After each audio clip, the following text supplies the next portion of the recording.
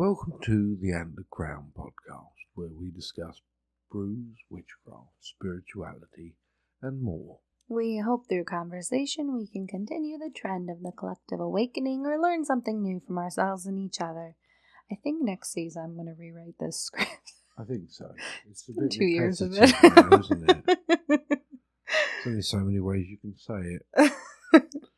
Today I'm drinking beer. I have a tea. You have tea. Because I have strep. She has strep. And then we'll be talking... And then we're going to talk more about pasta and pizza balls. That's not racist. So come on in.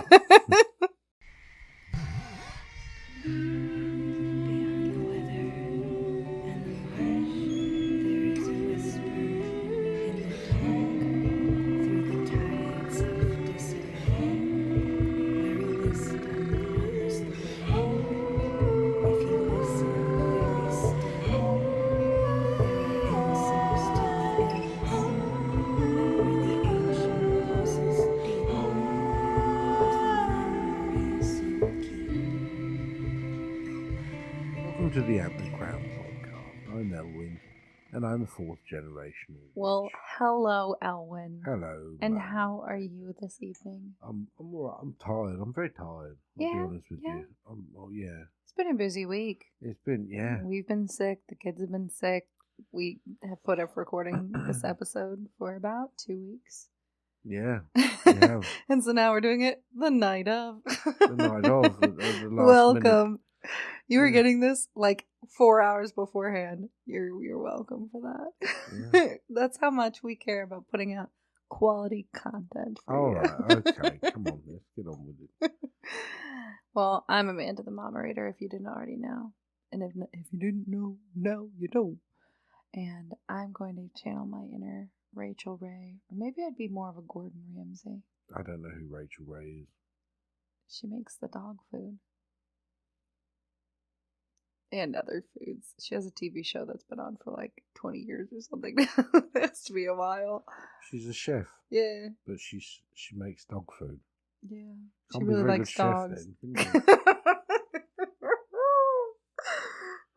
You want to see a picture? No, I don't. Oh, all right. I don't. I don't care for who they is. I don't wish to know them. Yeah. So yeah. Anyways, so because we're going to discuss kitchen witchery. Kitchen witchery. If you could be any chef, who do you think you'd be? Like celebrity chef. That's a good one. Mm-hmm. Audience, who would you be? I don't think I'd be Rachel Ray. Could it be a fictional chef? Sure. Ooh. Chef Boyardee. Who?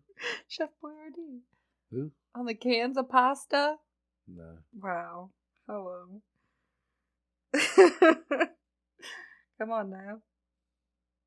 I think I would most likely be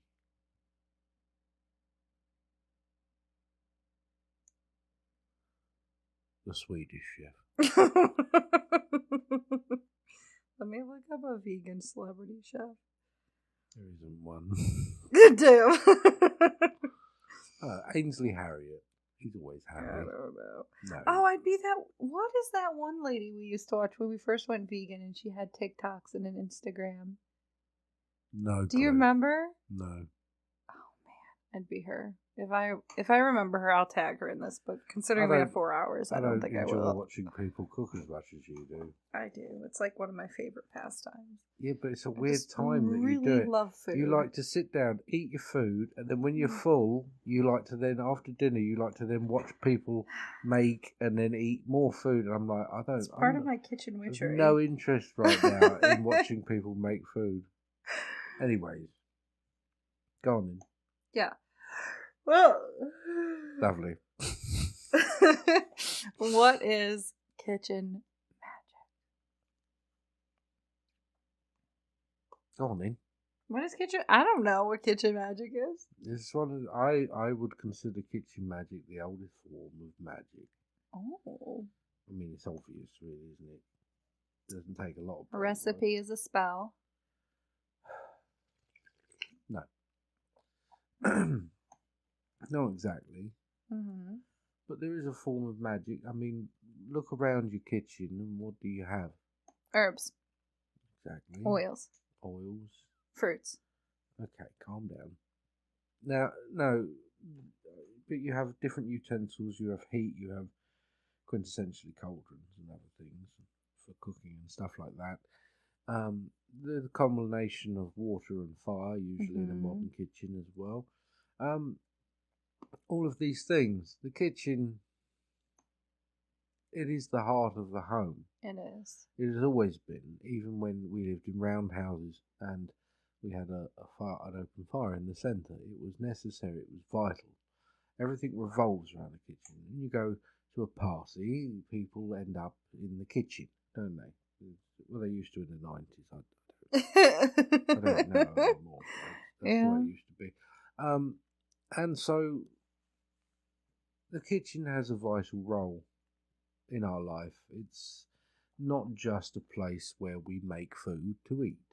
It is a place where we congregate. It is a place where we are drawn to because it symbolises warmth. It's the hearth, the home.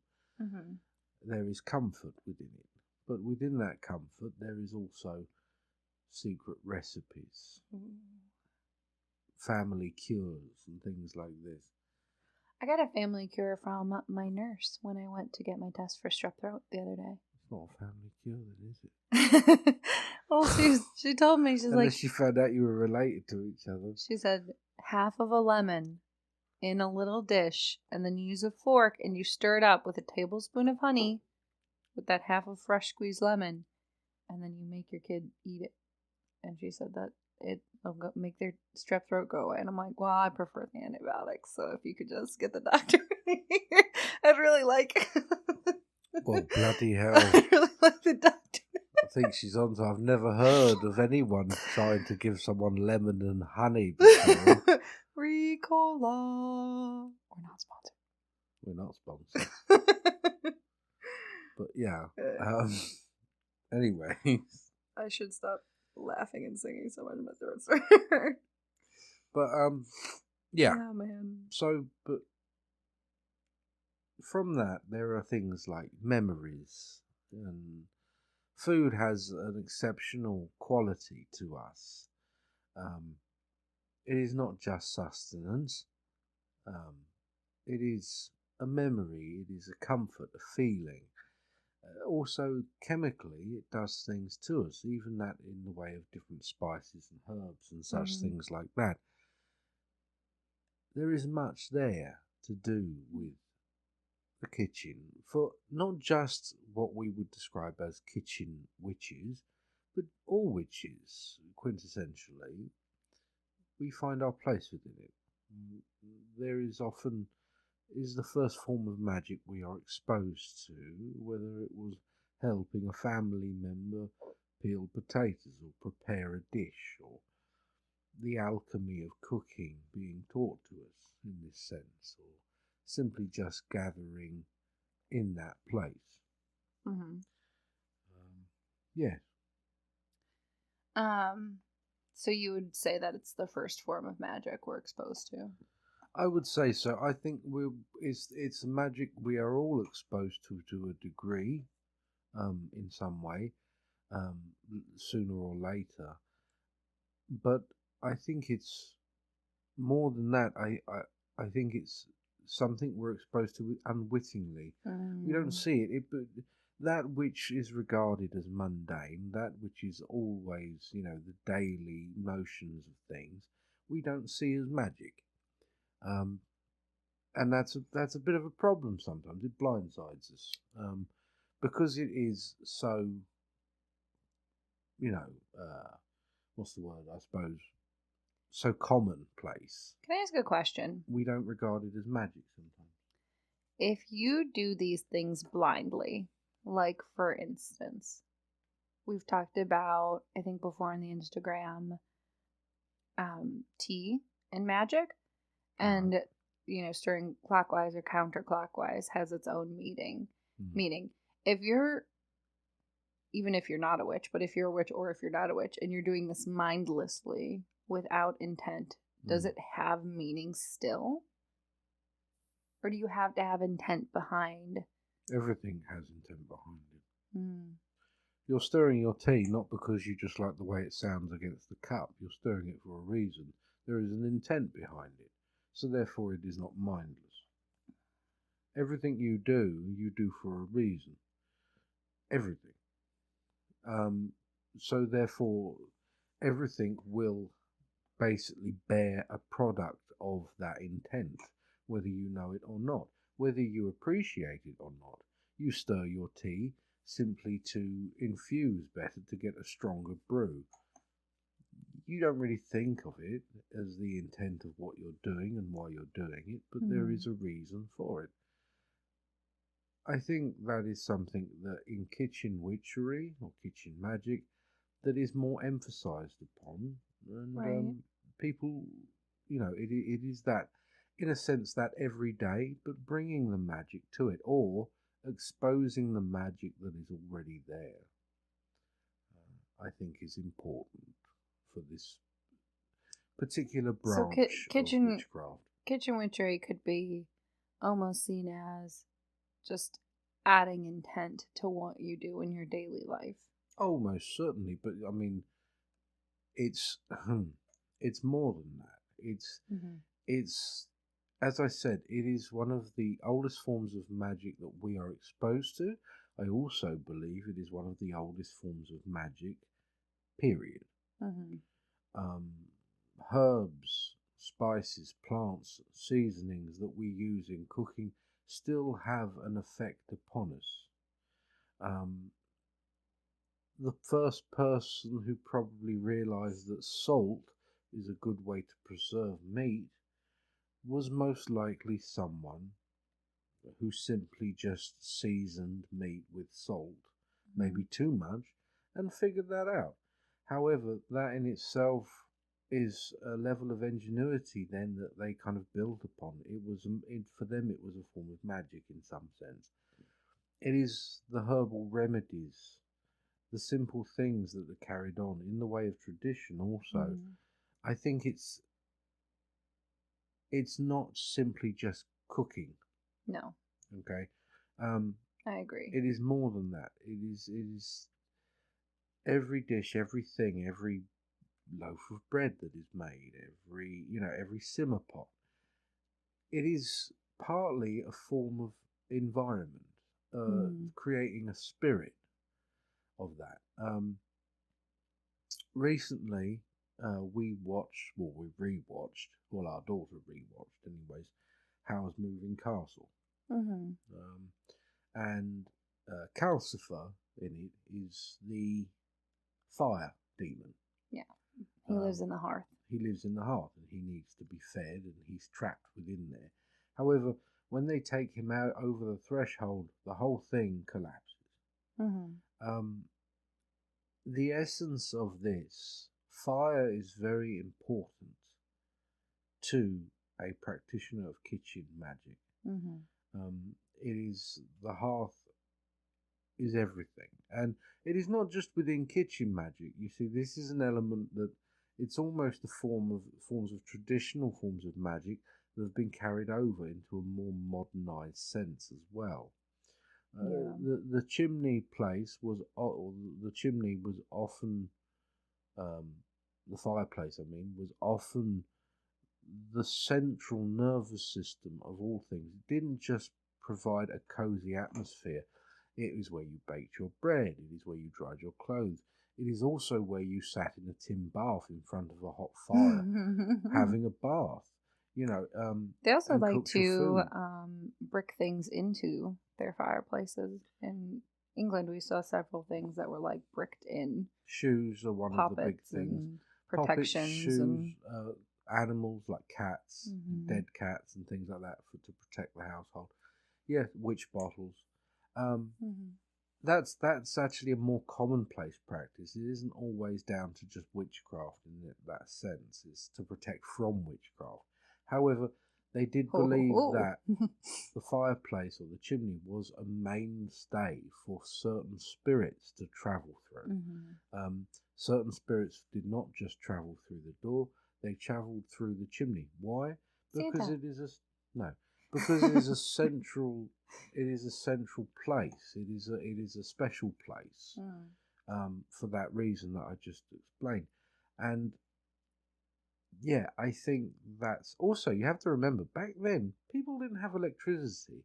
If you wanted to do something in the evening, you either had candles, an oil lamp, or you had a fireplace. That was your main staple of light source and warmth. So it was a very important thing. You lived around it, you kept it fed. Mm-hmm. It was the beating heart that you maintained of your home and your family. And that to be applied in some ways to modern forms of kitchen magic, I think that's what that is. I think it's bringing the kitchen to life, creating that same importance and vitality that we once had with just simply the fire within our homes. Has a lot to do with it. The same way perhaps you would use a spell candle as the power source for a spell.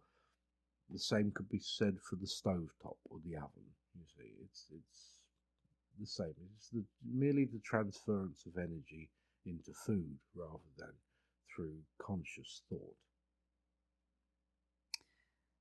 I agree. Okay. If you could be any herb or spice, what would you be? If I could be any herb or spice. No, I'm not. I'm taking herbs off the list. Spice. Oh, that's a boring one. All right. Why? Why did you take herbs off the list? You can choose a herb after. Pick a spice first. Now you would think I would say cinnamon. No, I wouldn't. You would. But I'm going to say No, mustard. I wouldn't. Brown mustard. No, yellow mustard. Oh. Like English mustard, mustard powder. It's not really a spice, is well, it? it's a powder. You can get it in powdered form, I suppose. I mean, Why mustard? Paprika is just a pepper that's been dried. I don't know. I like mustard. I like English mustard. All right, fine. I want to look up the properties of mustard now. I know the properties of mustard. You can look it up. Yeah, no, I like mustard. I'll be mustard. Okay, what herb then?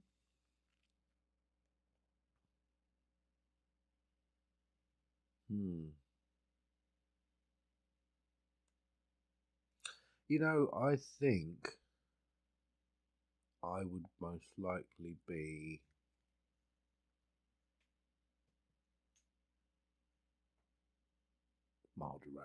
Marjoram. Marjoram. You silly bint. Oh no! You know what? I've changed my mind. I'll be parsley. Parsley. Parsley. Parsley's a wonderful herb. Oh my lord. Yeah.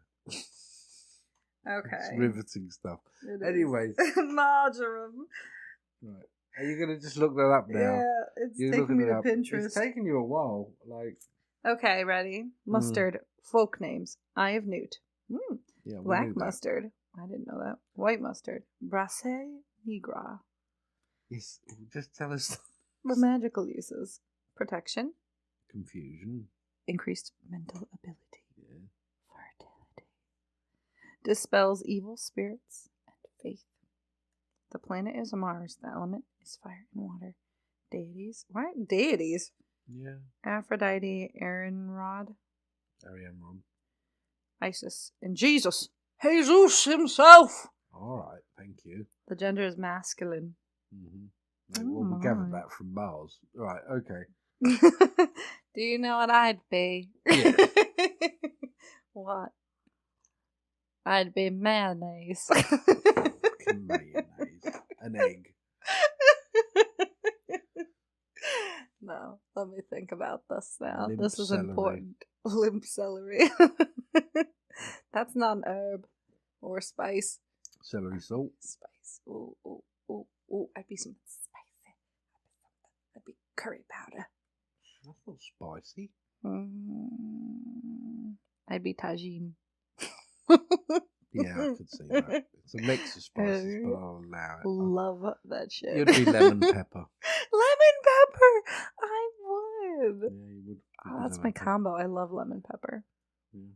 You guys don't. Because you're quite sour. And spicy. And you're also a little bit, not spicy. Annoying. I make you sneeze. You leave a strange aftertaste in the mouth. I'll allow it. You'd be classed, technically, the pepperiness, you'd be classed as an irritant. Oh, beautiful. It's wonderful. People spray you in people's eyes. Oh, perfect. You would like that. Yeah. Yeah. Yes. I don't know. No, but you would be lemon pepper. That suits you, I think. Yeah, I guess so. No? What kind of herb would I be? Oh, I know. What? Really? You don't know? Tell me. You'd be rosemary. Why would I be rosemary? Basic bitch. I believe rosemary is under the dominion of the sun. I could be wrong about that. Really? I don't know. I thought you were going to look it up. Oh, okay. Let me look. I mean, by all means, we're only recording. We have all the time in the world, don't we? Let me just ask someone. This is a laid back podcast. Laid back. We're both wearing our jammies. I'm not wearing anything underneath. He's just got his boxers. I just got my boxers on. I'm sorry, but I have. It's been a busy week. It has. I haven't got time to put pants on. Stone cold facts about rosemary. Stone Literally cold. says stone cold. These are reliable sources, guys. Rosemary is a fibrous root system, has a great source of iron, calcium, and vitamin B6. It improves memory, boosts the immune system, and promotes hair growth. Did you know that? Is that a bald joke? Okay, so improves memory. Well, I don't do that. Aids psychic protection and intuition. No, I don't know that one. Inspires the love of self and others. Strengthens willpower. Oh, that's nice. No, maybe not. Then. What? Huh? Ow! God. It's so delicate. Rosemary is associated with wedding ceremonies. The bride would wear a rosemary headpiece and the groom would wear a sprig of rosemary. And it's been, from then on, associated with love. Betwixt his cheeks. Betwixt his cheeks. Okay, well, there's that. Yeah. So, let's define a kitchen witch. We just did. In 5 words or less. Right. Go on then. Okay. So, I'm going to say a kitchen. Well, we'll say a kitchen witch is, and then 5 words or less. What? Just say the a words. kitchen witch. You don't have to say that. Is we already know. Full. That's my first one. Full of spaghetti and pizza balls. You could have just used 5 words, descriptive Meats words. and balls was 2 words. Your turn. A kitchen witch is Strong sense of community. Oh, one more word. Family. Community family, that doesn't make sense. I said, It's not a word, but I threw it in there. That's beautiful. What a great definition. Well, what forms of magic do kitchen witches do? Do they do a lot of death work, like the death witches? They kill people? I mean, the clue's in the name, probably not. No. Death witches don't kill people. Nobody's told me otherwise. So. Well, you just literally, the research you've done on death witches is the name. And so you drew the conclusion they kill people. Was that on? Whose podcast was that on? Jesse's. We were talking to Jesse. And I go, I'm just going to kill everyone for you. I'll be a death witch. She's like, I don't think you know what that means. So embarrassing. Like, You're and yet you right. did it again. You did it again. Oh. Conclusive evidence. I'm not a great witch. No. Ayo. Ayo. Only live once. Don't you dare. I thought it was laid back. All right. Not that laid back, apparently. No smoking on the podcast. Not smoke. Right. All right. Come on. What forms of kitchen magic witch do? I think herbalism is probably Herbalism. in that. I bet they do a lot of potion making. Because you don't see a lot of potion making in other forms of witchcraft. It's because potion making is, well, it's fake. What? Well, you don't know. Have you not noticed no one uses cauldrons to make potions? There's no bubbly pink purple liquid.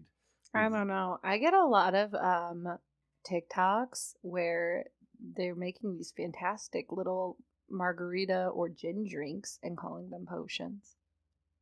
Yeah, they put herbs and intention into it. Yeah, but it's still just a drink, isn't it? Yeah, It's that's not what a potion is. Okay. Should we define what a potion is first? There are some basic things that you have, which you still technically have today. You learned recently, didn't you, that an elixir is something when you add honey to it? Yeah, I did. I learned that. Yes. So, technically, an elixir is just what we use nowadays is cough syrup. Cough syrup and cold medicine is just elixir. Okay? So when, like, rappers are talking about. No. So, you have infusions, which is... What's an infusion? An infusion is when you add an herb to something. Yeah? Did I get it? No. You could have had an herb to anything. Doesn't mean it will be infused. Tea. It's tea. You add hot water Hot to water. Yeah, tea. I knew that. Okay. You have a tincture. What do you do for a tincture? What is a tincture? How do you make a tincture? Tincture is when you add... No. Let me think about this. Okay, look it up. Okay, phone a friend. It's when it is steeped in alcohol for a long amount of time. The longer, the better. And an oil is... Oily. Yes. Yeah. Okay. Ayo. So... 2 for 2. Only a couple of those you can consider that to be a potion.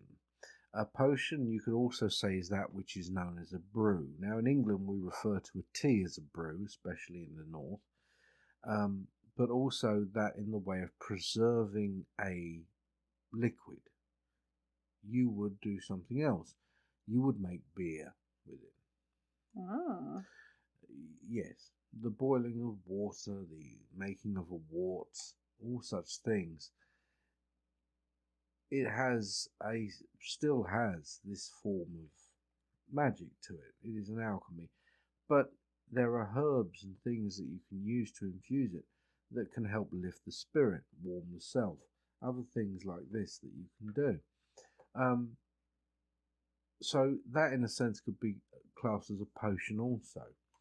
The idea of a potion like Dungeons and Dragons potion, where it's like you pop the cork on a interesting little glass bottle and drink a tiny contents of this stuff, and all of a sudden you're completely revitalized, isn't exactly truthful, but it does come from somewhere, Yeah. Where? I just described that where. Maybe if you got off your phone, then you'd know. Anyway. Anyways. What deities do kitchen witches work with, if any? If any, often deities to do with the hearth. Like Brigid?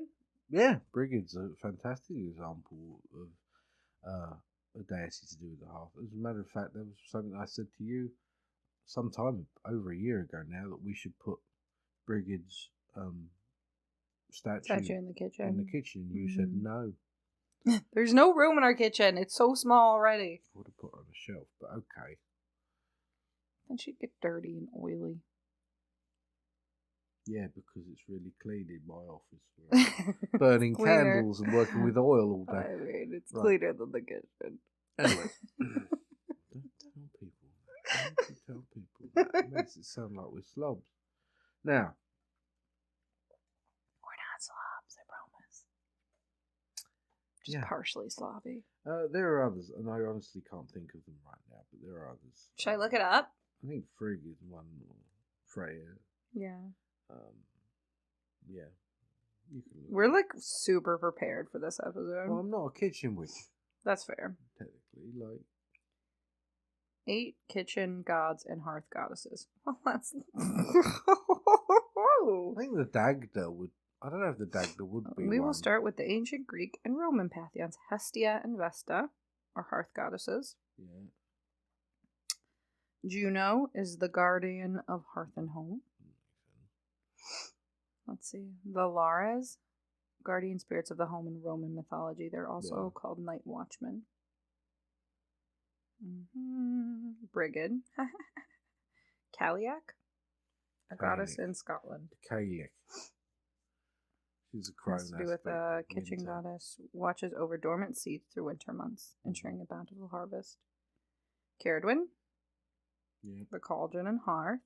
I don't know why I left Caradwyn out, because she's one of my patrons. Man, you must just not think of Caradwyn that way. I think of her in a different sense rather than just hearth. It's strange. Yeah, go on. Zhao Jun, I'm guessing it's pronounced, or Zhao Shen, or Zhao Zhang Shen. Lang, is a Chinese kitchen god.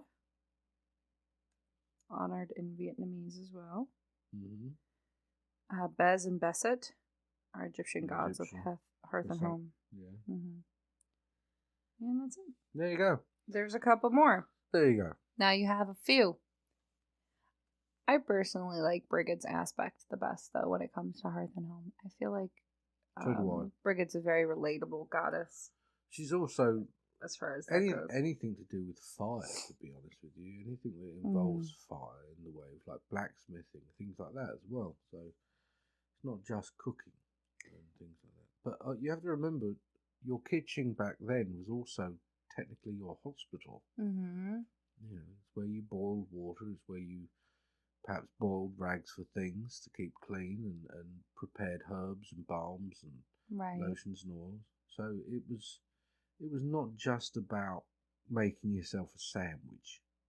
Yeah. You know, it was where but it wasn't. It was where you took this stuff that grew outside. You ground it into a paste, like a flour, right? And you made a loaf of bread that was delicious and nice, and it was a form of magic. And it's that form of transformation and the creative potential of fire is what's being harnessed. It's witchcraft in itself. A long time ago, as an archaeologist, many archaeologists look at this, especially in the way of Bronze Age blacksmiths. Mm-hmm. They usually had tools that were also made out of bronze, naturally, because that was the only real metal of that. You had copper and stuff in certain regions, but they would hide them because they were very valuable, and they would often travel. Mm-hmm. However, they were regarded as magicians. Right. These people were the only people who not only knew how to create these objects, but also knew how to repair them, how to break them, how to sharpen them. You know, all of these things. They knew about the colour of the fire and what the colour had to be, the sounds, all these things. And it was something that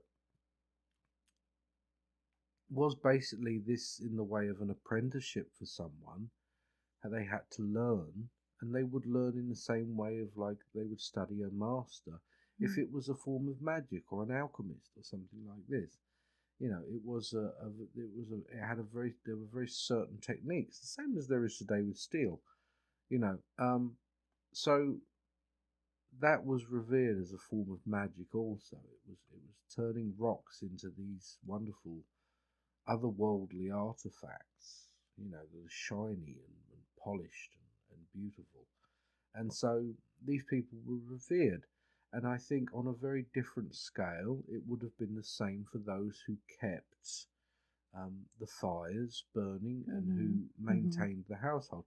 Well, if you look in the way of Norse traditions. No traditions, not mythology, traditions. It was often the women of the house had keys. Now, Frigg is portrayed with keys sometimes. And the idea is the keys are presented to the woman on her wedding day, usually. Mm-hmm. And that is almost like a badge of office. She would wear that, and she was the boss of home. Mm-hmm. Regardless of what else was going along, it was her home. She kept it her ways. She was the witch of that home, in a sense. And she had basically the law. That was it. That was the way it was. And I think there was a respect for that in many senses. There was respect for everything that was done and the knowledge that was passed down because naturally back then it was primarily women who did such things. Mm-hmm. And I think that's often the way as well. There was tips and tricks and techniques and things that other people didn't know. And yeah, I think that's something we forget about as well. It's how easy it is nowadays to just turn your stove on, without actually learning how to light a fire, what kind of fire, because there are many to use. Mm-hmm. Turn your tap on, get water, refrigeration, things like this. There was a lot more to it back then, and it was more of a ritual. Yeah. Even the act of gathering water, the act of grinding wheat, all of such things. Everything took so much effort. It took effort, but with effort, as we just discussed, is intent. Mm-hmm. And I think that's the thing. That's what's important. What do you find to be the ways you perform kitchen witchery? Like, what would be your go-to recipe or go-to thing that you would make or do in kitchen witchery? Tea loaf. A tea loaf. You've never made me a tea loaf. No, you don't like them. I have made you a tea loaf, actually. You said you didn't like it. And I was quite heartbroken. Cause I like your bread. My family are renowned for their tea loaf. Maybe you should make me another tea loaf, because I remember that. Oh, yes. My tastes change. Well, I think you were shocked by the amount of butter I put on it. Because you cut a slice and then you smear butter on it. It's delicious. But you do. You're a butter fiend. I'm like, love the stuff. Just a little bit, please. No, you needed quite a bit of butter for a tea loaf, I find. Anyways. Isn't tea loaf similar to a fruitcake? No, I do not like fruitcake. I do not like fruitcake. Okay. I do not like Christmas cake, fruitcake. It's rich, it's heartburn in a tiny little slice. It's horrible. No. The tea loaf is milder, and you have that lovely tanning of the tea and the sweetness of the sultanas. Anyways, tea loaf is something that in my family we've done trifles as well. I do love a stew. With stew too, love stew and dumplings. Love it. That's my, as a kid, that's all I'd ever want was stew and dumplings. Didn't get it much, but that's all I ever want, stew and dumplings. That's every time I'm like, can you give me a meal for a meal plan? I'm doing my meal plan for the week, and you're like, what if we did a stew? I love it. Geez, I love a stew. It's like 94 hours. People think a stew is boring. To me, I love it. It's just, sir. It's all there. It's comfort. It's lovely. Anyways, yeah, there is. Can I ask you a question? Bread is the main one. Besides, maybe this is a dumb question. Maybe this is similar to what we talked about with the chaos magic, and I just really am uninformed. But when I think of kitchen magicians doing kitchen magic, they're making this recipe. I don't see it being a baneful working. I don't see them putting piss in their stew. I don't see piss in the stew. Some old rusty nails in their bread loaf. Okay. I guess I don't know. I have a vision of what this kitchen witch looks like, and I don't think it's a fair vision, just like with our chaos magicians. You're right. Look, kitchen. If you're making a stew, Mm-hmm. do you make a stew for you? Do you live alone and make yourself a stew? Probably not. That's a lot of work Why would you make a stew? to feed a bunch of people. Who are the people you would usually feed to make a stew? The homeless. What have you My ever fed the family. homeless? Your family. So why on earth would you piss in your family's stew? You really didn't like that. You wouldn't make them a bloody stew then, would you? I wouldn't piss in the homeless stew either. No. Just to be clear. Oh, glad we cleared that up. There was a gap there. So most likely, if you're doing kitchen witchery, you're doing things I think personally, for the benefit of your family. Like, could you make like a it's money not just stew? the benefit of your family, but what is food? Food is meant to nourish, Mm-hmm. to heal. It can mend a broken heart, or at least attempt to. It can make you feel better. It can give you the sensation of being loved and comforted. There is very rarely times in my life where I've eaten something and felt like pure hate from it. And I've had your cooking. Wow. Like, ruthless. No, I meant at the beginning of our relationship. Yeah, I didn't know how to cook for a while You there. didn't know how to cook. I had to real find some passion there. No, I spent the first 3 years of our relationship 2. cooking. 2 years of our relationship doing all the cooking. Mm-hmm. Yeah. I'm really enjoying the fact that you do some of the cooking now. I do most of the cooking. Yeah, I know. You enjoy it. I like it. You Yeah. do like I do it, like and I it. like that you like it because you can tell in the food. It tastes good, really good. What did I make for dinner tonight? You made egg roll in a bowl, Mm-hmm. and I really, it was very nice. Yeah. I like the carrots in it. Yeah. Yeah. Did you do grated carrots and chopped carrots? No, just chopped. They were grated carrots. Red and green cabbage, Maybe. chopped carrots, boca meat, Yeah. and then asparagus. With sushi rice. No, it was just white rice, but I Was it? cooked it in Oh. coconut milk. Ah, Mm. that's what that was. Okay. That's why it was Yeah. sticky like that. That Yeah. was nice. Yeah, that was nice. That was very nice. And but also, once again, our daughter helped. Yeah, she did. She likes making the sauce. She likes to make. She likes does whisking. love to help. And but that in itself, that's once again something you're teaching her that without thinking though is Yes, what you're it's doing. not something my parents ever did because, my father would never have had. He loves cooking and he's a good cook, but he doesn't like having us in the house or in the room the house with him. No, Everyone he really has to leave the house he really while I genuinely didn't, because that was like his time. He's like, everyone needs to leave. You need to go.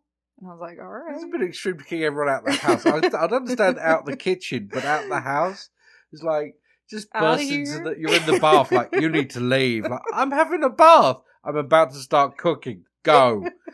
Like, out of here. Goodbye. Just throws a towel Fair at you. enough. If you want to eat, get the fuck out. And my mom all she knew how to make was fajitas and spaghetti and pasta and like mac and cheese. So it wasn't much. So I was like, I really just had to learn myself. And I think it's really fun if you make it not a chore. Everything's really fun when it's not a chore. If you only do it like a few times a week, special. Well, thanks, Captain Obvious. Yeah. Everything's fun when it's not a chore. No. But you see, why do you think Mo wants to help so much? What do you think our daughter wants to do? Because she wants to be the next Gordon Ramsay. No. It is the act of providing for your family. Yeah. It is that in the way of love. She understands. She's experienced firsthand every day of this being fed and these different things. She wants to know of it. It is a deep-seated, very ancient thing, I believe. I remember I was watching this documentary. Oh yeah. And it was about this. There was this guy, and he was like a chef, and they had this fisherman as well, and they had this thing where parents came out, and they kind of left their kids there. There was a camera crew and everything. It wasn't like and there was like these kids, and they were about maybe between 6 and 8 years old. You're about to say betwixt. No, and they were fishing for trout, right? And every single one of those kids, when they said, "Do you want to let it go, or do you want to kill it and every single one of those kids said they want to kill it and take it home to eat. To feed their family. It is, yeah, it is something that comes from compassion, not for the fish, obviously, but something that comes from compassion, and this need almost to provide and to show this form of love. And I believe that is one of the huge things of it. And to answer your question about the form of baneful, there are forms of things that have baneful work within them. I myself, you remember the ashes of the heart? Mm-hmm. I know you didn't see it because you never look at any of the homework, but the Patreon homework. Yeah. I wanted to join our Patreon. Yeah. But it was, the idea was that you can then grind up those ashes and mix them into a bread, right, to give to the intended person. Damn, that's ruthless. Yeah, well, you know, burn a heart and put it in some bread, and then give it to someone to eat. Don't put the whole heart in the bread. Don't taste it. Gross. But, yeah, and there are other things, obviously, you know, but most of the time that's not the case. All right. I mean, if you were a mom and you really hated these other bitchy moms on the PTO, and you were like, I'm gonna piss in these cupcakes and then give it to the PTO to sell at the bake sale. Why would you do that? That's a terrible idea. I really feel like you're not trying very hard right now. I'm just thinking of situations I would be using my cooking in a baneful way. What, feeding pissy cupcakes to children? That's not really what I had in mind. Anyways, yeah. So there you have it. Beautiful. Well, you can find us on TikTok, Instagram, and Facebook as The Antlered Crown. Or on YouTube as Elwin the Witch. I'll just add, she is on antibiotics the doctor gave her for a strep, and I think that's playing a bit weird with her. Oh, this is the latest I've stayed up for longer. Most 4 days. You've said in 3 days. Yeah. She hasn't been able to talk. Yeah. Right. For a variety of readings, including bone, tarot, medium connection, deity confirmations, as well as spiritual consultations, which are done live and scheduled via Zoom. I am also offering spell work, custom merchandise, of all which you can find on my website, theantleredcrown.com. You also have some of your most recent articles on there if you guys want to check those out as well. Oh yeah, I wrote some articles. You can also join our community on Patreon and get access to our Discord server, our little witchy fam, with group meetings, one-on-ones with Elwin, tutorials, discounts, and other goodies, depending on the tier level you choose. Speaking of which, here's our Antlered Crown patron shout-out. I know this is updated, so we're good. Right, go on in. Anthea! Oh, we're singing it. Jade. Jade! I don't sing. Ryan. Or Cam, whatever you prefer. Alright. Next time we'll be talking to well, we won't actually. Yeah, we will. No, we won't. Yes, we will. Will we? Yep. I'm so confused. We'll be talking to our 2 little Salem buddies. Our little Salem friends. I'm so confused. And always remember, tip your witch, bitch. Bye-bye. Bye.